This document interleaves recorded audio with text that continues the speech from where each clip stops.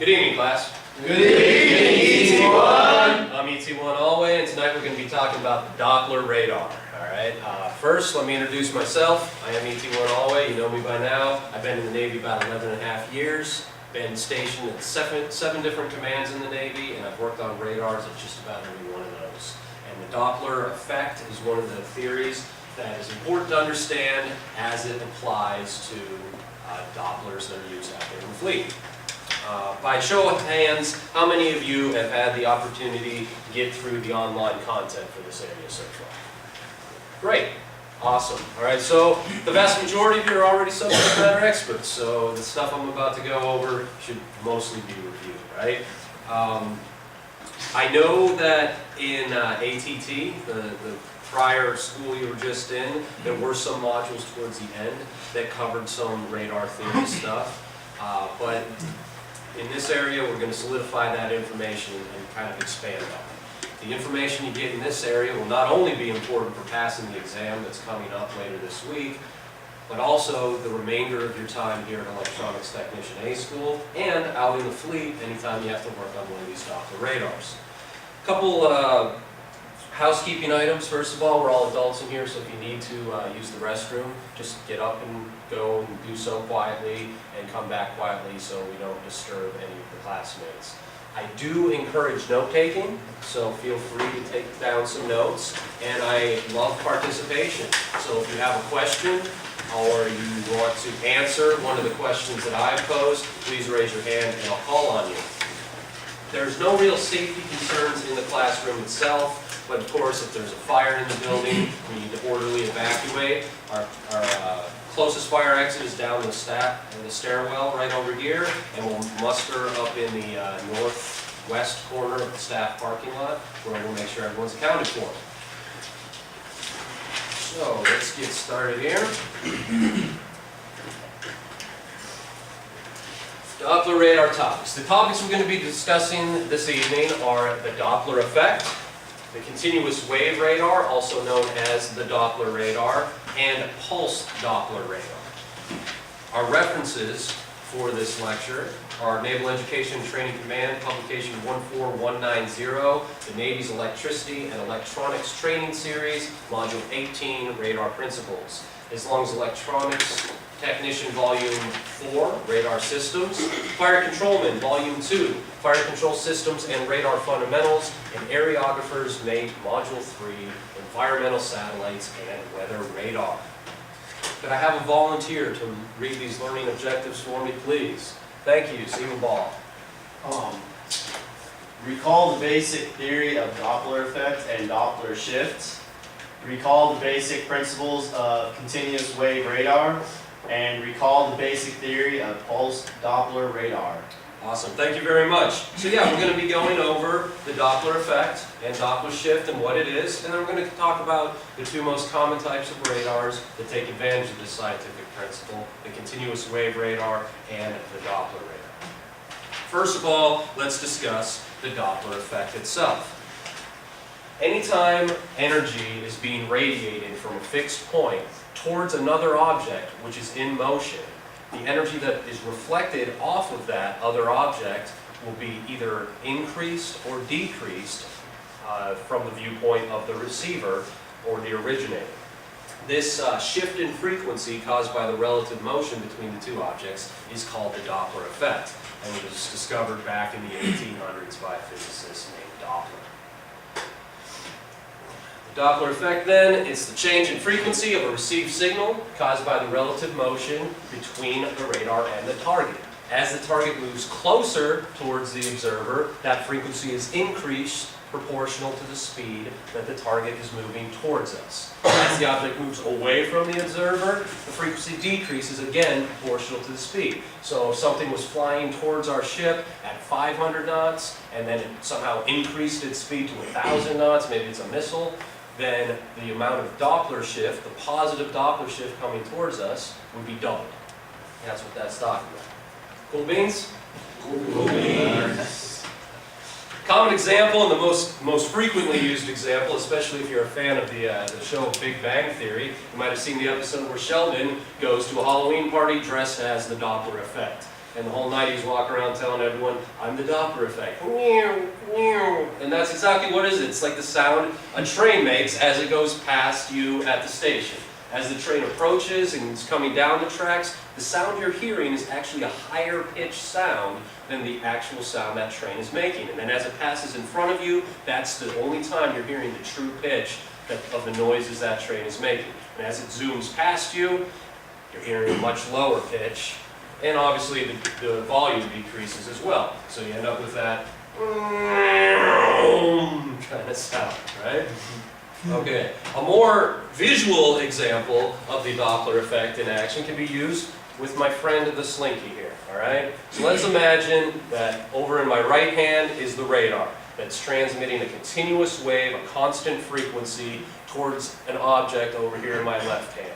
If that object were to start moving away from the radar, the space in between the spiral rings increases, or you can view it as the wavelength gets longer, the frequency goes down. If the object starts moving towards us, the distance between those springs gets smaller and smaller. It's a much higher frequency. The reflected energy is higher than what we sent out. Cool? All right.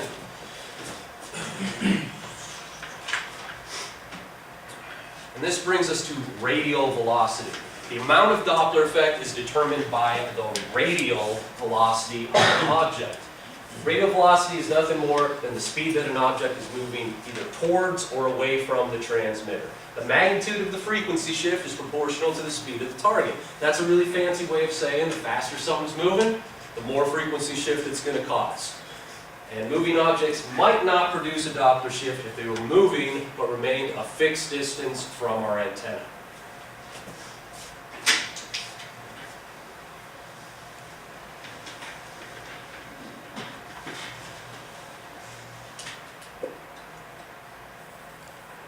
So I've drawn sort of your classic mock-up of a radar screen here. In the center, our own ship, if we were sailing due north at 12 knots, and there was a ship just to the side of us, also sailing due north at 12 knots, both objects are moving, but because there's no relative motion between the two, there still wouldn't be a Doppler shift. It wouldn't appear to be moving to a continuous wave Doppler radar. Any questions on that? No? All right. Stationary objects, again, do not produce a Doppler shift and are therefore invisible to continuous wave Doppler radars. Targets with radial velocity of 0 also do not produce a Doppler shift, and in order for a moving object to have that radial velocity of 0, it would have to be moving at a 90-degree angle to our ship. And again, in my example with the two ships, that's exactly what's going on. So, let me ask you a question. What is the Doppler effect? In your own words. Seaman Abdullah. The Doppler effect is the frequency shift of an object as it comes towards you and passing by. Okay. Yeah, the frequency shift caused by the relative motion between the two things, right? Good job. Spot on. All right. So now that we have a firm understanding of what the Doppler shift is, let's talk about the first of our radars to take advantage of. The continuous wave, also known as Doppler radar. Now this radar in the Navy is primarily used for missile guidance. It's what we use to put our warheads on foreheads. Continuous wave radar, as the name implies, sends out a continuous wave of energy. And that continuous wave of energy goes out and makes a constant echo back towards our receiving antenna. So we're going to need two antennas to pull this off. One to be transmitting at all time, and another to be receiving at all times. By comparing the frequency that we get from our target to what we send out, we can ascertain how much of a Doppler shift has happened, and that amount of Doppler shift will be proportional to the speed of the target. A faster moving object causes way more Doppler shift than a slow moving one. This means provides this is the best means of detecting fast-moving objects where range resolution is not required. So what do we primarily use continuous wave radar for in the Navy? The velocity of like incoming objects or targets. Right, yeah. Where we want to lock on to an incoming target, and why might we want to lock on to that target? What's the end goal going to be? Shoot it out of the sky. Freedom and democracy reign supreme, right? Exactly. We use these to guide missiles and make things go boom. Next, another type of radar that takes advantage of the Doppler effect is the pulse Doppler radar. It's used in radar applications where, unlike with continuous wave, range resolution is required. We care about exactly how far away that target is. It functions very much like our standard pulse modulation type radars. We send out a big burst of RF energy and then stop and listen for an echo to come back.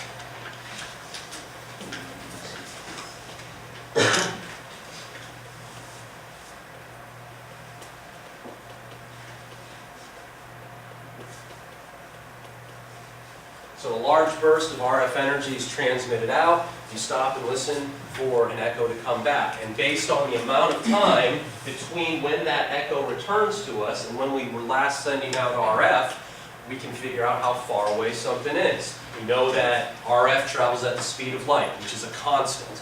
So by calculating how long it took the RF to get there and back, we can figure out how far away the target is.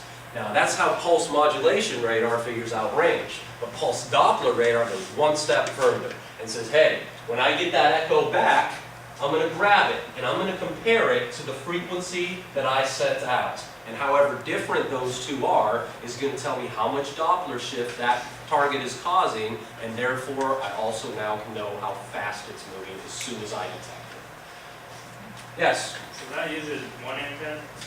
This does use just one antenna. It uses one antenna that goes spinning, roundy like that, and just shoots the RF out. I have another question. For All right. continuous wave, how do they protect the receiver antenna? Well, with continuous wave, they don't have to worry about, you're asking like why they don't have a duplexer essentially, right? Well, any of the pulse type need to have a duplexer because when you're using one antenna, if you're transmitting, there's a chance that that energy could leak into the receiver and damage it. But by having two separate antennas with that continuous wave that we were just talking about, that's already excellent isolation. The energy coming out of one antenna isn't going to directly go into the other one. You have completely separate transmit and receive paths inside that radar itself.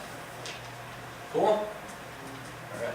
Yes? Does it use any type of filter though, to kind of minimize the amount of building? Yeah, actually yes, and next week when you're in Radar 1, you'll learn in there about the TR limiter that the SPS-64 radar uses that accomplishes exactly that same thing. It still has a duplexer, but both for continuous wave radars and even most pulse mod don't want to rely just on the duplexer to protect them. So they'll have TR limiters and other forms of filters in there that kind of clean it up a little bit and block as much as it can before having to rely on the duplexer to do that for it. Cool. Great questions, thank you. So this pulse type radar, it compares the echo to a signal that was in phase or coherent to our transmitted pulse to tell us how fast that target is moving. There are three advantages of a pulse Doppler radar. The first one is that it can reject stationary targets, which in a tactical environment might be a very good thing. Draw an example here. For example, every time a ship goes through the Straits of Hormuz, which is the narrow little channel between the Arabian Gulf and the Indian Ocean, we're on kind of high alert because the Iranians aren't exactly our allies and they a lot of times make some threats to us. And as we're going through that channel, our radar is actually going to be displaying to us some of the buildings and the hillside and maybe some of the thicker vegetation that's on that side of the hill. If someone were to launch a missile at us, there's a good chance that at least at first that missile would be lost in that clutter of buildings and other things that we're getting back from the shoreline. But with the ability to reject stationary targets, we can tell our radar, hey, I only care about things that are moving, because things that are moving have the most ability to probably hurt me really badly, okay? So instead of a picture like that, with the stationary objects on, if we reject stationary targets, then instead we end up with a picture like this. where we clearly can see that there's a missile inbound at 750 knots, and we should probably take all the precautions necessary. Cool? All right, and it can also easily detect moving targets. Go ahead, what's your question? So will it like pick up cars and trains and stuff? It absolutely can, yeah. And if you have your radars on when you're that close to shore, first of all, you're kind of not following all the rules and regulations you're supposed to, all right? But if you did, then yeah, you would absolutely be able to see, like I know we've passed big bridges before, and on the radar screen you can actually see cars and trucks and stuff zipping along on your surface search radars. Absolutely. So it can easily detect moving targets, and it can detect different targets moving at the same speed, but in different directions. So for instance, there might be, this is our ship sailing through the water. Up here, there might be two targets, and one of them is flying directly at us at 500 knots, and the other one is flying directly away from us at 500 knots. That's useful information, because which one are we probably need to be a little more concerned about at first? Exactly, the one flying right towards us might be a missile that the other one, the plane, might have just shot at us. So we're going to take care of that missile, and then we'll worry about what we're going to do about that plane that shot the missile at us, all right?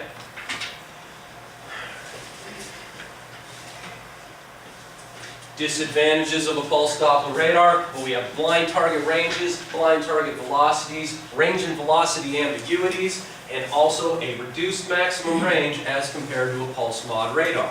These disadvantages can be compensated for by adding additional circuitry, which is how we ended up with radars that fill half of a room like they do now, all right? If there's something wrong with the radar, oh, add a few more circuit cards, and as electronics technicians, we don't really mind that too terribly because it's what keeps us employed. Go ahead, keep making them fancier, we'll figure out how to fix them anyway. Now, what we're talking about here too with the blind target ranges and velocities is pulse Doppler type radar, as it's doing its spinning, all right, if I detect a target over in this direction, for 99% of the time, as I'm spinning the rest of my 360 degrees, I have no idea what's going on with that target.